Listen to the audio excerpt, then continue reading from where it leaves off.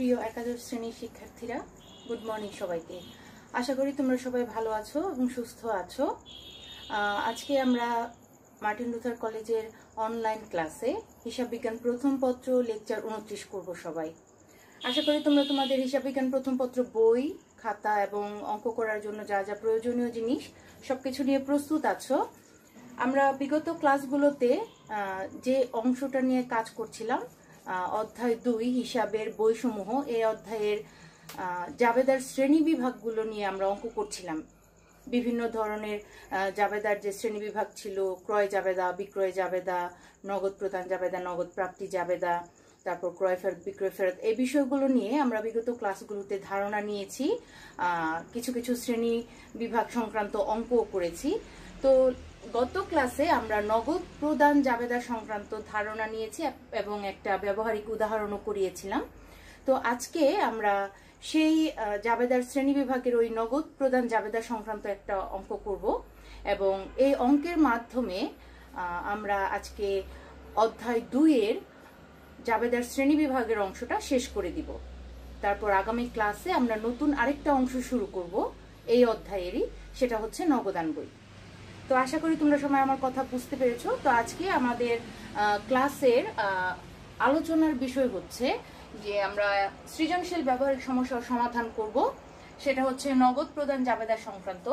এবং তোমাদের হিসাব বিজ্ঞান প্রথম পত্র বইয়ের অনুশীলনী 102 নাম্বার, দেখো অনুশীলনী 102, এটা নাম্বারটা লিখে দিয়েছি, সবাই তোমরা এটা বের করো। তোমাদের বইয়ের নিউ এডিশন যে বইটা আমরা ফলো করছি, হিসাব বিজ্ঞান প্রথম পত্র, সেখানে তোমাদের 420 পৃষ্ঠা সবাই খোলো। সেখানে দেখো 102 নাম্বার অঙ্ক আছে, নগদ প্রদান জাবেদা এবং তার সাথে আমাদের খতিয়ানও করতে হবে। আর অঙ্কের শুরুতে যে কোম্পানির নাম দেয়া আছে, যে প্রতিষ্ঠানের নাম দেয়া আছে, সেটা হচ্ছে আক্তার কোম্পানি। তো তোমরা তোমাদের বইটা খোলো, এই অঙ্কটা বের করো। অঙ্কটা বের করলে যে লেনদেনগুলো দেওয়া আছে সেই লেনদেনগুলো আমরা পড়বো প্রশ্ন থেকে, তারপর দেখবো আমাদের করণীয়গুলো কি কি, সে অনুযায়ী আমরা আমাদের আজকের ক্লাসটা করব। আমি তোমাদের জন্য প্রশ্নটা পড়ছি, লেনদেনগুলো পড়ছি, তোমরাও খেয়াল করো, নিজেদের বইতে পেন্সিল দিয়ে মার্ক করো যেই লেনদেনগুলো একটু তোমাদের কাছে আনকমন মনে হয় বা একটু নতুন মনে হয় বা যেটা তোমাদের কাছে ইম্পর্টেন্ট মনে হয়, পেন্সিল দিয়ে মার্ক করে রাখো এবং বইতে খেয়াল রাখো।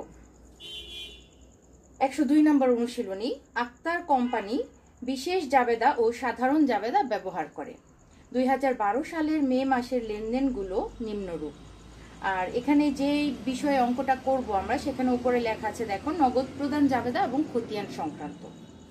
2012 সালের মের 1 তারিখে যে লেনদেনটা হয় সেটা হচ্ছে নগদ ক্রয় 2000 টাকা, 6 তারিখ বীমা প্রিমিয়াম প্রদান 7000 টাকা, 11 তারিখ মামুন ট্রেডার্সকে প্রদান 4900 টাকা, চালান মূল্য 5000 টাকা এবং চেক নাম্বার 5545।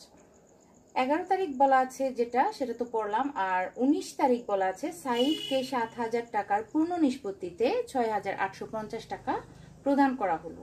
তারপর 20 তারিখ বলা আছে সুমির নিকট হতে ধারে পণ্য ক্রয় 5000 টাকা। তারপর বলা আছে 27 তারিখ জেবাকে প্রদান 10000 টাকা। 28 তারিখ মাহফুজের নিকট বিক্রয় 5000 টাকা। 29 তারিখ বেতন প্রদান 1300 টাকা। 31 তারিখ বলা আছে নগদে বিক্রয় 3000 টাকা। আচ্ছা, এরপর আমাদের করণীয়গুলো হচ্ছে, ক নাম্বার, নগদ প্রদান জাবেদায় যাবে না এমন লেনদেনগুলোর টাকার পরিমাণ নির্ণয় করো। খ নাম্বার বলা আছে নগদ প্রদান জাবেদা তৈরি করো এবং গ নাম্বার বলা আছে মামুন হিসাব ও সাইদ হিসাব তৈরি করো। কোনো হিসাব তৈরি করতে বলা মানে হচ্ছে আমাদের সেই নামের বা সেই হিসাবের খতিয়ান করতে বলা। তাহলে মামুন হিসাব ও সাইদ হিসাব তৈরি করা মানে হচ্ছে মামুন হিসাব এবং সাইদ হিসাবের খতিয়ান করতে হবে আমাদের। আচ্ছা, এখানে যে 3টা বিষয় আমাদের করতে বলেছে সেটা হচ্ছে যে ক নাম্বার, নগদ প্রদান জাবেদায় যাবে না এমন লেনদেনগুলোর টাকার পরিমাণ নির্ণয় করো। এটা নির্ণয়ের জন্য আমাদের সবগুলো লেনদেন খুব কেয়ারফুলি পড়তে হবে, ঠিক আছে? এবং প্রত্যেকটা লেনদেন পড়ার সাথে সাথে আমাদের বুঝে নিতে হবে এই লেনদেন দ্বারা আমাদের প্রতিষ্ঠান থেকে টাকা যাচ্ছে নাকি প্রতিষ্ঠানের নগদ টাকা আসছে। অর্থাৎ আমাদের হাত থেকে টাকা চলে গেলে সেই লেনদেনগুলো দিয়ে আমাদের নগদ প্রদান জাবেদা তৈরি করতে হবে, নগদ টাকা যদি চলে যায় প্রতিষ্ঠান থেকে। আর যে লেনদেনগুলো দিয়ে নগদ টাকা যাচ্ছে না, নগদ টাকা আসছে অথবা ধারে কোনো লেনদেন হচ্ছে বা অন্য কোনো লেনদেন হচ্ছে, সেগুলো নিয়ে আমাদের নগদ প্রদান জাবেদা করা যাবে না। সেগুলো নিয়ে আমাদের ক নাম্বার যেই করণীয়টা চেয়েছে সেটা আমাদের করতে হবে।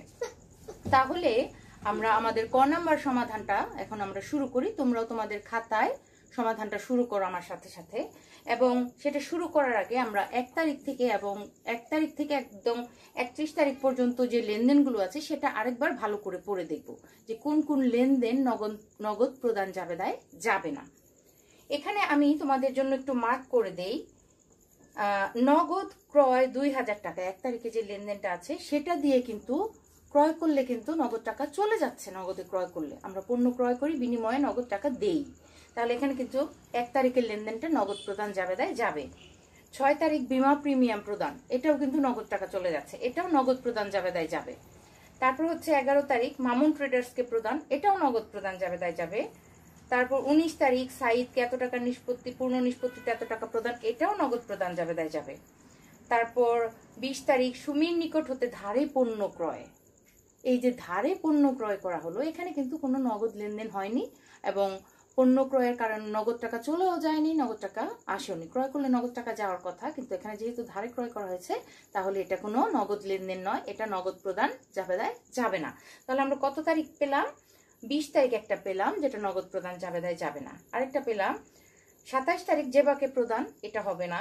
28 তারিখ মাহফুজের নিকট বিক্রয় 5000 টাকা, বিক্রি করলে নগদ টাকা আসে, নগদ টাকা কিন্তু চলে যায় না। আর যেহেতু এখানে বলা আছে যে মাহফুজের নিকট বিক্রয়, তাহলে এখানে বিক্রির কারণে নগদ টাকা তো আসে, আর যেহেতু নগদ কথা এখানে উল্লেখ নেই তাহলে ধরে নিতে হবে ধারে বিক্রয়, এটাও নগদ প্রদান জাবেদায় যাবে না। তারপর বেতন প্রদান, এটা নগদ প্রদান জাবেদায় যাবে। এবং লাস্টে 31 তারিখ নগদে বিক্রয়, এটা কিন্তু নগদ প্রদান জাবেদায় যাবে না, এটা নগদ প্রাপ্তির বিষয়, এটা নগদ প্রদান জাবেদায় যাবে না। তাহলে আমরা 3টা লেনদেন পেলাম, 20 তারিখ, 28 তারিখ এবং 31 তারিখ, যে 3টা লেনদেন নগদ প্রদান জাবেদায় যাবে না। এখন শুধু আমাদের করণীয় যেটা ক নাম্বারের জন্য, এই 3টা লেনদেনকে সুন্দরভাবে সাজিয়ে সেগুলার মোট পরিমাণ নির্ণয় করে সুন্দরভাবে সঠিক উত্তরটা নির্ণয় করতে হবে, প্রেজেন্টেশনটা সঠিক করতে হবে। চলো তাহলে আমরা আমাদের ক নাম্বার সমাধান শুরু করি। তোমরা তোমাদের খাতায় একটা সুন্দর করে ছোট্ট একটা ছক আঁকো, আমরা সমাধান শুরু করি। এখানে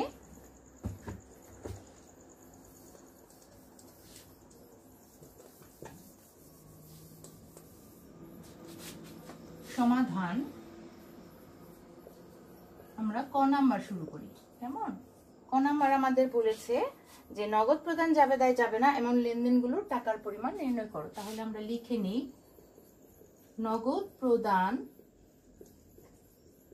জাবেদায়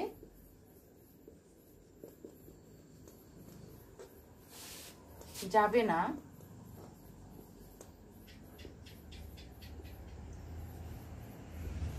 এমন লেনদেনগুলোর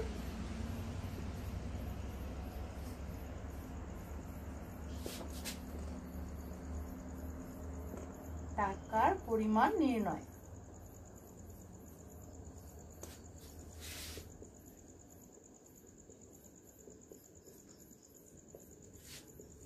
যেহেতু 3টা লেনদেন আমরা পেয়েছি, টাকার পরিমাণ লেখার জন্য একটা কলাম রাখি, তারিখ লেখার জন্য একটা কলাম রাখি, ঠিক আছে?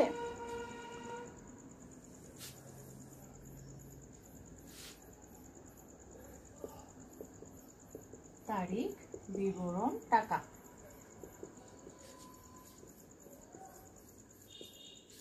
তোমরা এইভাবে সমাধানটা শুরু করতে পারো। তারপর আমরা আমাদের তারিখ অনুযায়ী লেনদেনগুলো বসাই। প্রথমটা আমরা পেয়েছি 2012 সালের মে মাসের 20 তারিখের লেনদেন, ঠিক আছে? তাহলে সেটা আমরা কিভাবে লিখব? 2012 সাল মে 20। আমরা লেনদেনটা পুরো উঠিয়ে দেই। 20 তারিখে আছে সুমির নিকট হতে ধারে পণ্য ক্রয়,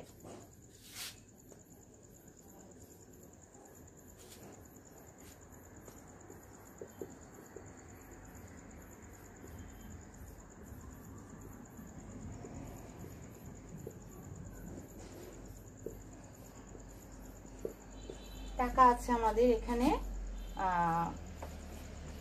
20 তারিখে টাকা আছে 5000 টাকা।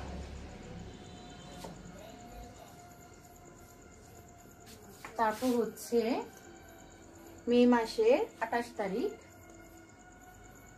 28 তারিখের লেনদেনটা আছে মাহফুজের নিকট বিক্রয় 5000 টাকা।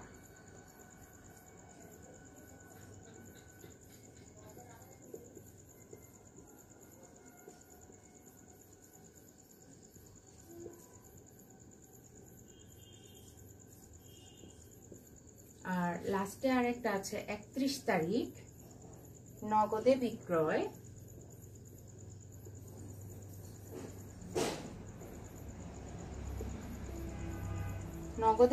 দেয়া আছে আমাদের 3000 টাকা।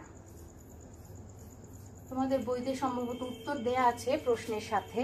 ক নাম্বারের উত্তর হচ্ছে 13,000 টাকা।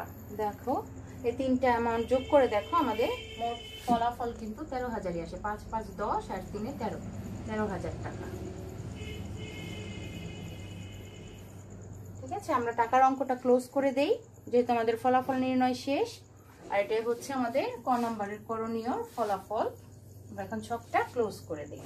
ছকের নিচে বাড়তি অংশগুলো আমরা ইরেজার দিয়ে মুছে দিব যার যার খাতায়। তাহলে ক নাম্বার সমাধান কিন্তু আমাদের শেষ হয়ে গেল এবং নিশ্চয়ই তোমরা এটা বুঝতে পেরেছো। ঠিক আছে, আর খ নাম্বার আমাদের এখন কি করণীয়? তোমরা নগদ প্রদান জাবেদা গত ক্লাসে শিখেছো। আমাদের খ নাম্বারে বলেছে নগদ প্রদান জাবেদা তৈরি কর। তাহলে আমরা প্রত্যেকে একটা নগদ প্রদান জাবেদার ছক করি। তাহলে আমাদের 20, 28 এবং 31 তারিখের লেনদেনগুলো বাদে বাকি লেনদেনগুলো দিয়ে আমরা নগদ প্রদান জাবেদা করব। সেই অনুযায়ী আমরা টাকার কলামের নামগুলো কিন্তু লিখবো। কয়টা কলাম হবে আমরা প্রথমে দেখি কি কি হিসাব এখান থেকে বের হয় নগদ প্রদান সংক্রান্ত। সেগুলো বের করে আমরা কিন্তু টাকার কলামগুলো সাজাবো।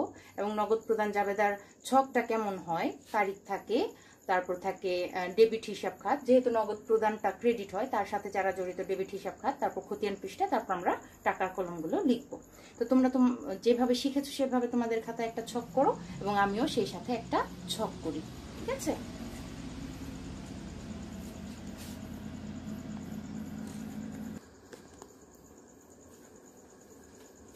দেখো তোমাদের জন্য নগদ প্রদান জাবেদার ছকে আমি সমাধানটা করে দিয়েছি। তার আগে ছকটা কিভাবে আমরা করছি বা আমরা কিভাবে করব সেটা একটু বুঝিয়ে নেই। আমি একটা ছক এঁকেছি, লেনদেনগুলো পরে আমরা দেখলাম, তোমরাও হয়তো খুঁজে পেয়েছো যে সেখানে আমাদের 5টা হিসাব আমরা খুঁজে পেয়েছি। একটা হচ্ছে ক্রয় হিসাব, প্রদেয় হিসাব পেয়েছি, কারণ বিভিন্ন খাতে টাকা দেয়া হচ্ছে পাওনাদারদের। তো সেই হিসাবে পাওনাদাররা যখন টাকা পায় সেই প্রদেয় হিসাবটা ডেবিট হয়ে যায়। ঠিক আছে, তখন তারা গ্রহীতা। তো আর ক্রয় করলে অবশ্যই ক্রয় হিসাব ডেবিট হয়, নগদ ক্রয় করলে অবশ্যই ক্রয় হিসাব ডেবিট, নগদান হিসাব ক্রেডিট। তো আমরা এখানে ডেবিট হিসাব খাতগুলো বসাবো এবং যে যে পক্ষ ডেবিট হচ্ছে তাদের নামে আমরা কলাম করব টাকার, এবং নগদান হিসাবের নামে আলাদা একটা কলাম থাকবে। যেহেতু নগদ প্রদান হচ্ছে নগদান হিসাবটা ক্রেডিট হবে, এবং বাট্টার বিষয় থাকলে নগদ প্রদানের ক্ষেত্রে আমরা বাট্টা পাই, সেক্ষেত্রে আমাদের প্রাপ্ত বাট্টা একটা হিসাব থাকবে, তার জন্য একটা কলাম করব, প্রাপ্ত বাট্টা হিসাব ক্রেডিট হবে। তো দেখি আমরা এই অঙ্কের লেনদেনগুলো থেকে কি কি হিসাব পেয়েছি, মানে টাকার কলাম বানানোর মতো আমরা কি কি হিসাব রাখতে পারি। ক্রয় হিসাব পেয়েছি, ক্রয় হিসাব ডেবিট, ক্রয় ডেবিট লিখলেও হবে, কোনো সমস্যা নেই। প্রদেয় হিসাব পেয়েছি, প্রদেয় হিসাব ডেবিট রেখেছি, এবং অন্যান্য খাতে যদি আরো নগদ টাকা প্রদান করা হয় তার জন্য আমরা সবগুলো খাতের নাম আলাদাভাবে না দিয়ে আমরা অন্যান্য হিসাব একটা কলাম রাখতে পারি, যেখানে বেতন, ভাড়া বা বিমা সালাম এই ধরনের অন্যান্য খরচ যেগুলো নগদে প্রদান করা হয় সেগুলো অন্যান্য হিসাব নামে আমরা লিখতে পারি, সেটা আমরা ডেবিট রেখেছি। আর প্রাপ্ত বাট্টা একটা পেয়েছি, 2টা লেনদেনে আমরা বাট্টার বিষয়টা পেয়েছি, এর জন্য প্রাপ্ত বাট্টা একটা কলাম ক্রেডিট রেখেছি, আর নগদান হিসাবকে সবশেষে ক্রেডিট করলাম। তাহলে শুরুতে আমরা যে 3টা কলাম আমাদের কমন, সেটা হচ্ছে তারিখ, ডেবিট হিসাব খাত, এবং এখানে আমরা অনেকে সূত্র কথাটা ইউজ করি, অনেকে খতিয়ান পৃষ্ঠা কথাটা ইউজ করি। আর যদি লেনদেনে অঙ্কের প্রশ্নে আমরা চেক নং পাই, তাহলে চেক নং দেয়া যদি থাকে তাহলে আমরা এই কলামটাকে চেক নং নামে লিখতে পারি। তো যেহেতু আমাদের এই অঙ্কে একটা লেনদেনের সাথে চেক নং দেওয়া আছে, তাই আমরা চেক নং নামটা ইউজ করেছি।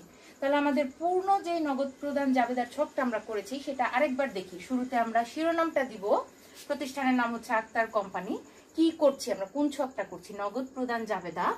আর সম্পূর্ণ জাবেদার ছকটা একবার দেখি। তারিখ, ডেবিট হিসাব খাত। কেন ডেবিট হিসাব খাত? কারণ আমাদের নগদ প্রদান হচ্ছে, নগদ প্রদান হলে নগদান হিসাব ক্রেডিট, আর নগদানের সাথে যারা জড়িত থাকবে তারা ডেবিট, এই জন্য ডেবিট হিসাব খাত। চেক নং, ক্রয় ডেবিট, প্রদেয় হিসাব ডেবিট, অন্যান্য হিসাব ডেবিট। এই 2টা হিসাব বাদে আর অন্য কোনো খাতে টাকা গেলে সেগুলো আমরা অন্যান্য হিসাবের আওতায় আনবো। এবং এরপর আছে প্রাপ্ত বার্তা ক্রেডিট, নগদান হিসাব ক্রেডিট। ডেবিট হচ্ছে এই 3টা, ক্রেডিট হচ্ছে এই 2টা। অঙ্ক করার পর যোগফল নির্ণয় করার পর আমরা দেখব টোটাল ক্রেডিট এবং টোটাল ডেবিট সমান হয়েছে কিনা। ঠিক আছে, যদি সমান হয় দুইটা পক্ষ তাহলে আমরা বুঝবো যে নগদ প্রদান জাবেদাটা আমাদের সঠিক হয়েছে। তাহলে আমরা আমাদের লেনদেনগুলো থেকে ধারাবাহিকভাবে এখন অঙ্কটা করি। আমাদের শুরুতেই ছিল 2012 সালের মে মাসের 1 তারিখ, সেখানে দেয়া ছিল নগদ ক্রয়। তাহলে আমরা তারিখ অনুযায়ী বসাই 2012 মে 1 ক্রয় হিসাব। আমরা যে ক্রয় হিসাব যদি নগদে ক্রয় করা হয় জাবেদা কি হয়, ক্রয় হিসাব ডেবিট, নগদান হিসাব ক্রেডিট। তাহলে ক্রয় হিসাবের কলামে টাকাটা বসাবো এবং নগদানের কলামে আমরা টাকাটা বসাবো। তাহলে আমরা ডেবিট হিসাব খাত ক্রয় হিসাব লিখলাম, ক্রয়ের ঘরে টাকাটা বসালাম, ক্রয় ডেবিট 2000 এবং এগুলো ব্ল্যাঙ্ক। আবার সরাসরি চলে যাব নগদান হিসাব ক্রেডিট 2000।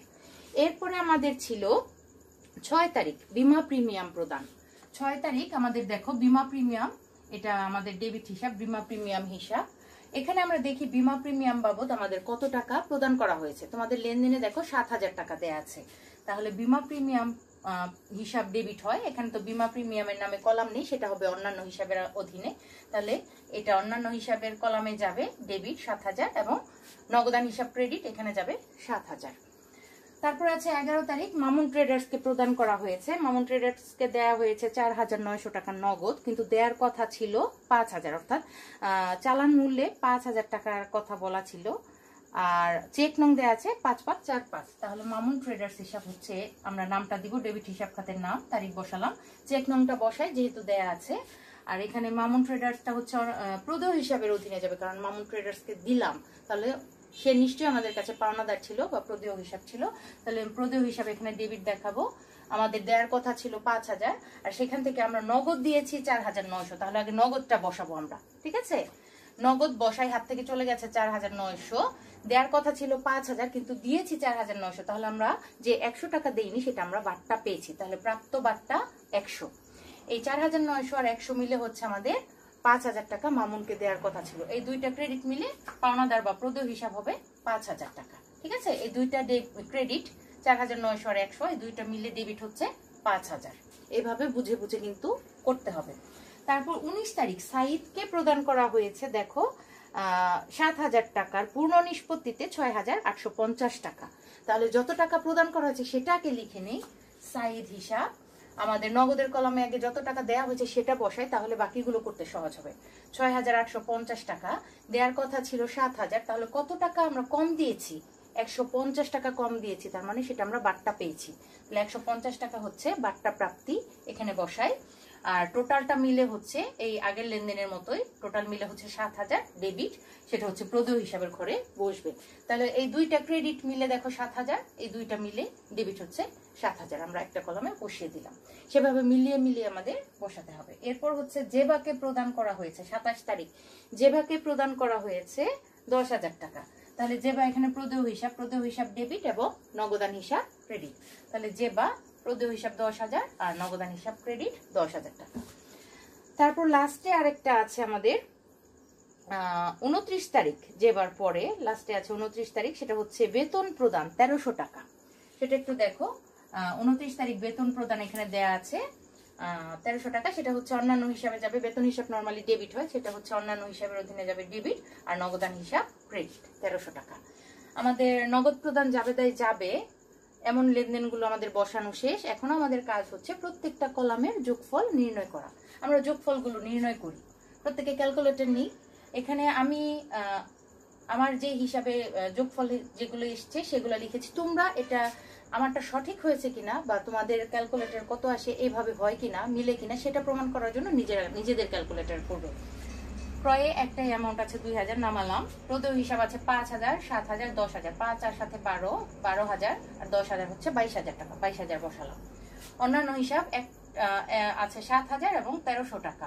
তাহলে 7000 এবং 8000, 8300 বসালাম অন্যান্য হিসাব। তিনটা ডেবিট কিন্তু যোগফল নির্ণয় করা শেষ। এরপর প্রাপ্ত বাট্টা দুইটা অ্যামাউন্ট আছে 100 টাকা, 150 টাকা। তাহলে প্রাপ্ত বাট্টা এখানে টোটাল আসে 250 টাকা। লাস্টের যে কলামটা নগদান হিসাব, এখানে সবগুলো অ্যামাউন্ট একবার করে বসছে। আমরা সবগুলো অ্যামাউন্ট ক্যালকুলেটর একটু যোগ করি। এবার আমাদের ক্যালকুলেটর লাগবে 2000, 7000, 9000, রাউন্ড ফিগারগুলো আগে যোগ করে নিই। 9,000, এরপর 10,000 হচ্ছে 19,000, 19,000 পর আমরা দেখো তোমাদের ক্যালকুলেটরে 4,900, 6,850, 1300 সবগুলো যোগ করার পর আমার যোগফল এসছে 32,050 টাকা। তোমাদেরও নিশ্চয়ই তাই আসবে, তারপরেও একবার নিজেরা চেক করে নাও। তাহলে এই একটা ক্রেডিট আর একটা ক্রেডিট, দুইটা ক্রেডিট মিলে হয় 32,050 আর 250। তাহলে 32,050, এই 50-এর সাথে আরো 250 যদি যোগ করি 300, তাহলে 32,300 টাকা। দেখো তোমরা এই দুইটা ক্রেডিট কিন্তু আমাদের ফলাফল আসে 32,300 টাকা। এবার দেখি আমাদের তিনটা ক্রেডিট সেম অ্যামাউন্ট হয়, সরি তিনটা ডেবিট, একটা দুইটা তিনটা। এটা শুধু আমি প্রমাণের জন্য একটু লিখছি, এটা তোমাদের আলাদাভাবে মানে খাতায় লিখে দেখানোর দরকার নেই। 2,000 আর 22,000 হচ্ছে 24,000, 24,000 আর 8,000 হচ্ছে 32,000 আর সাথে 300। তাহলে এখানেও আমার ডেবিট এসছে 32,300। তাহলে ডেবিট আর ক্রেডিট সমান টাকার অঙ্ক দ্বারা মিলে গেছে। তাহলে আমার নগদ প্রদান জাবেদাটা কি হয়েছে? সঠিক হয়েছে। এটা আমি তোমাদের বোঝানোর জন্য এভাবে করলাম, এটা তোমাদের লিখে এভাবে দেখানোর দরকার নেই। তোমরা সঠিকভাবে যোগফলটা নির্ণয় করবে এবং নিজেরা চেক করবে যে দুই সাইড অর্থাৎ ডেবিট ক্রেডিট অংশ সমান হয়েছে কিনা। আমাদের যোগফল নির্ণয় করার পর করণীয় কি? আমাদের টাকার অঙ্কগুলো ডাবল দাগ দিয়ে ক্লোজ করে দেয়া, ঠিক আছে? আর এরপর সবশেষে কি করবো? আমরা পুরো ছকটাকে বাঁ থেকে ডানে একদম ক্লোজ করে দিব। তাহলে নিশ্চয়ই তোমরা নগদ প্রদান জাবেদার এই অঙ্কটা সঠিকভাবে বুঝতে পেরেছো এবং নিজেরাও করেছো আমার বিশ্বাস। যদি না করে থাকো এখন করে ফেলো। এবং এরপর আমাদের যে করণীয় গ, আমাদের করতে বলেছে মামুন হিসাব ও সাইদ হিসাব তৈরি করো। তাহলে আমরা দুইটা হিসাবের জন্য খতিয়ান করব এখন, ঠিক আছে? খতিয়ানের জন্য আমরা দুইটা খতিয়ানের ছক করি এবং হিসাবের নামগুলো দিয়ে দিই। তোমরা তোমাদের এখন যেহেতু নির্দিষ্ট করে কিছু বলা নেই, তাহলে তোমরা টি ছক বা চলমান জের ছক যেটা পছন্দ করো বা প্রিফার করো সেটাই করতে পারো, তবে অবশ্যই সঠিকভাবে করার চেষ্টা করবে। তাহলে চলো আমরা গ নাম্বার শুরু করি, ঠিক আছে? আর তোমাদের বইতে তো উত্তর দেয়াই আছে নগদ প্রদান জাবেদার যোগফল কত হবে। আমার যতটুকু আমি দেখেছি উত্তরে তোমাদের 32,300 টাকাই দেয়া ছিল। তাহলে আমাদের যোগফলটা কিন্তু বইয়ের উত্তরের সাথেও মিলেছে। এমন যদি কখনো হয় বইয়ের উত্তরের সাথে মিলছে না কিন্তু আমি অঙ্কটা সঠিকভাবে করছি, তখন ঘাবড়ানোর কিছু নেই। অনেক সময় প্রিন্টিং মিস্টেকের কারণে বইয়ের উত্তর অনেক সময় টুকটাক ভুল থাকতে পারে, এটা কোনো বিষয় না। কিন্তু উত্তরের সাথে মিলতেই হবে বা মিলেনি দেখে আমার অঙ্ক ভুল হয়েছে এমন ভাবার কোনো কারণ নেই। তবে 2-3 বার চেক করবে, বইয়ের সাথে উত্তর যেন মিলে, এজন্য 2-3 বার চেক করবে। যদি বারবার চেক করার পরও তোমাদের ভুলটা ধরা পড়ছে না, তখন ফ্রেন্ডদের সাথে একটু গ্রুপ স্টাডি করবে বা একজন আরেকজনকে জিজ্ঞেস করবে বা বই ঘাটাঘাটি করে সঠিকটা শিখে নেওয়ার চেষ্টা করবে। সে অনুযায়ী উত্তরটা কোনো বড় বিষয় নয়, কারণ পরীক্ষার সময় তো আমাদের উত্তর দেওয়া থাকবে না। সঠিকভাবে অঙ্কটা করাটাই হচ্ছে আসল বিষয়। চলো আমরা গ নাম্বারে চলে যাই, খতিয়ান করি এখন, কেমন?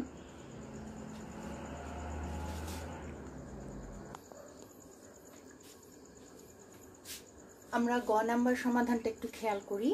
আমরা তোমাদের জন্য আমি এখানে চলমান জের ছকের খতিয়ানটা করছি। তোমরা অনেকে এটা প্রিফার করো, সেই হিসাবে করলাম।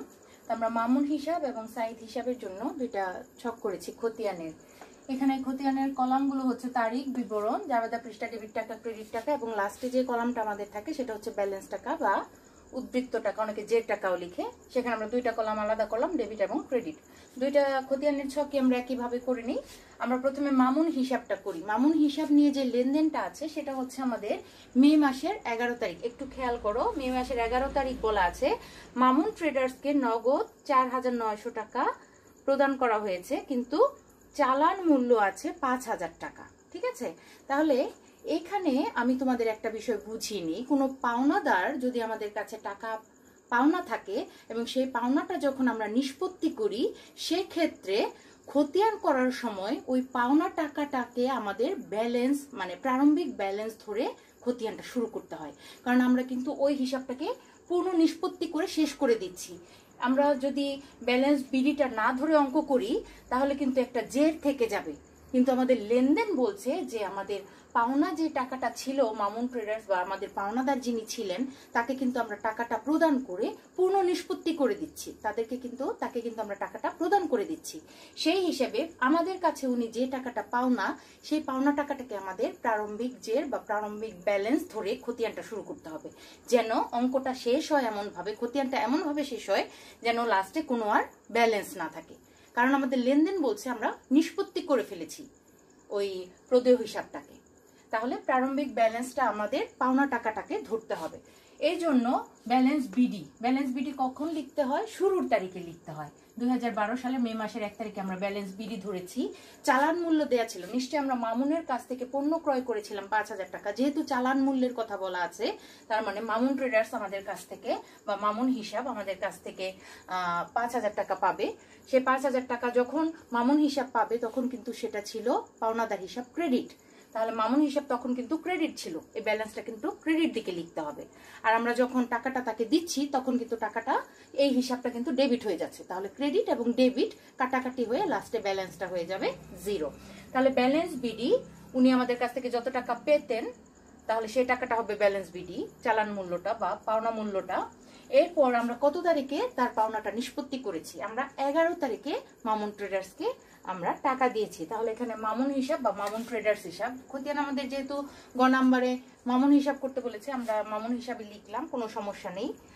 মামুন ট্রেডার্স হিসাব লিখলেও কোনো ভুল হবে না।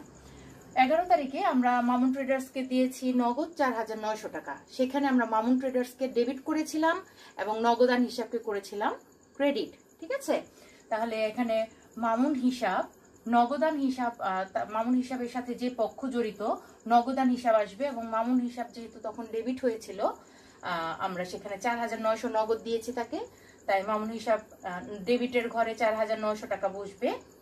এইটা ডেবিট হয়েছিল তাই ডেবিট কলামে টাকাটা বসবে। আমরা যত টাকা নগদ দিয়েছি তত, এবং সেই সাথে আরেকটা হিসাব জড়িত ছিল, বাট্টা হিসাব বা প্রাপ্ত বাট্টা হিসাব ক্রেডিট। কিন্তু এই মামুন হিসাব যেহেতু এই বাট্টা এবং নগদান দুইটা হিসাব মিলে টোটাল 5,000 টাকা হয়েছে, এই দুইটা হিসাবকে আলাদা আলাদা হিসাবে দেখাতে হবে, টাকার অঙ্ক আলাদা আলাদা ভাবে বসিয়ে। কিন্তু দুইটাই কোথায় বসবে? ডেবিট হিসাব খাতে বসবে, ডেবিট কলামে, কারণ আমাদের মামুন হিসাব কিন্তু ডেবিট, এটা মাথায় রাখতে হবে।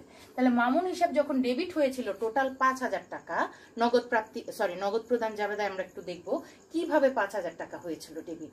দুইটা ক্রেডিট পক্ষ মিলে সে একা 5,000 টাকা ডেবিট হয়েছিল। তাহলে ক্রেডিট পক্ষগুলো কি কি? নগদান হিসাব 4,900 এবং প্রাপ্ত বাট্টা বা বাট্টা হিসাব 100। টোটাল হয়েছে আমার কত টাকা? 500 টাকা। তাহলে আমি প্রথমে নগদান হিসাবের টাকাটাকে বসাই। নগদান হিসাব, মামুন হিসাব যেহেতু ডেবিট, আমরা নগদ দিয়েছি তাকে 4,900 টাকা। আগের আমাদের ক্রেডিট ব্যালেন্স ছিল 5,000, সেখান থেকে ডেবিট হয়ে গেছে 4,900, ব্যালেন্স থাকে 100 টাকা। 5,000 ক্রেডিট, 4,900 ডেবিট, তাহলে বড় হচ্ছে 5,000, এখান থেকে 4,900 আমরা যদি বাদ দেই ব্যালেন্স থাকে 100 টাকা। সেই 100 টাকা আমরা কি হিসাবে পেয়েছি? বাট্টা হিসাবে পেয়েছি। তাহলে প্রাপ্ত বাট্টা মামুন হিসাবেই ডেবিট কলামে আমরা বসাবো। তাহলে 100 ক্রেডিট, 100 ডেবিট, ডেবিট আর ক্রেডিট কাটাকাটি হয়ে আমাদের মামুন হিসাবের পূর্ণ নিষ্পত্তি হয়ে গেল, আর কোনো ব্যালেন্স নেই মামুন হিসাবে, ডেবিট বা ক্রেডিট কোনো ব্যালেন্স নেই। তাহলে দেখো আমাদের এই অঙ্কের লেনদেনের সাথে আমরা কিন্তু মামুন হিসাবকে তার পাওনার পূর্ণ টাকা কিন্তু দিয়ে দিয়েছি। পূর্ণ নিষ্পত্তিতে আমরা 4,900 দিয়েছি, 100 টাকা বাট্টা পেয়েছি, তাহলে তার যে পাওনা ছিল সেটা কিন্তু পূর্ণ নিষ্পত্তি হয়ে গেছে। মামুন হিসাবের আর কোনো ব্যালেন্স বা লেনদেন আমাদের আর এই অঙ্কের মধ্যে বাকি থাকলো না বা কোনো জের থাকলো না। তাহলে লেনদেনের সাথে আমাদের খতিয়ান হিসাবটাও কিন্তু আমরা প্রমাণ করে দিয়েছি। একইভাবে সাইদ হিসাব, সেই খতিয়ানটাও করো। এটা যদি বুঝে থাকো তাহলে সাইদ হিসাবটাও বুঝবে। সাইদ আমাদের কাছে পাওনা ছিল 7,000 টাকা, সেই পাওনার পূর্ণ নিষ্পত্তিতে আমরা নগদ প্রদান করেছি 6,850 টাকা, আর বিনিময়ে বাট্টা পেয়েছিলাম 150 টাকা।